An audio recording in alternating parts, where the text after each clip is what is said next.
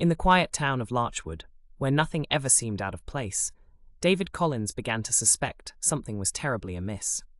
Larchwood, a town cloaked in serene landscapes and friendly smiles, was home to some oddities that only David seemed to notice. His suspicion began one chilly September evening, as the trees whispered secrets through their rustling leaves.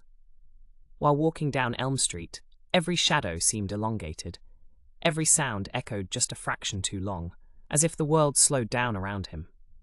David worked as a librarian, his days enveloped by the musty smell of books and the silent echoes of the library halls. Lately he felt watched, not by a person but by the town itself. The library books seemed to shift on shelves when he wasn't looking, and the once familiar titles turned cryptic, their words twisting into messages meant only for him. "Find the truth," read one. "They're watching," warned another. It started subtly, missing items, misplaced books, or lights flickering. At first, David dismissed these as mere mishaps, but as days turned into weeks, these anomalies became harder to ignore. He started to avoid mirrors, disdainful of the stranger looking back at him, his eyes seemingly hiding a secret even he wasn't aware of. Denise, his closest colleague, noticed the change in him. "David, are you all right?" she asked one evening, concern lacing her voice as they shelved books. He snapped a tired smile. "Yeah, just haven't been sleeping well." His thoughts, however, churned with suspicions. Were Denise's inquiries genuine, or was she too part of this concealment? After all, why would anyone believe that a quiet town like Larchwood could harbour such secrets? Driven by an insatiable need for answers, David started following clues he believed the town was sprinkling for him.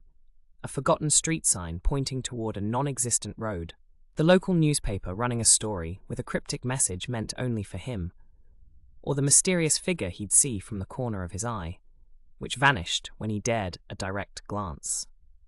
His explorations led him one night to an abandoned part of the town, overgrown and uncared for. The air was heavy with the scent of rotting wood from the dilapidated houses that stood like spectres. As he entered one of the houses, the floorboards creaked under his weight, carrying an ominous note. Upstairs, he found a room filled with photographs. Pictures of him taken over the years, documented meticulously with dates and notes that offered no explanation. Chills ran down his spine as he realized that each photograph showed him looking somewhere else, always distracted, never noticing the person who must have been there, camera in hand. The room felt like a sanctuary of voyeurism, dedicated entirely to his existence, uncomfortably intimate and overwhelmingly frightening. He rushed back into the night. The eyes of the houses seemed to watch him flee. Back home, David scrambled to make sense of it all. The town, or perhaps something darker, more enigmatic, was indeed watching him.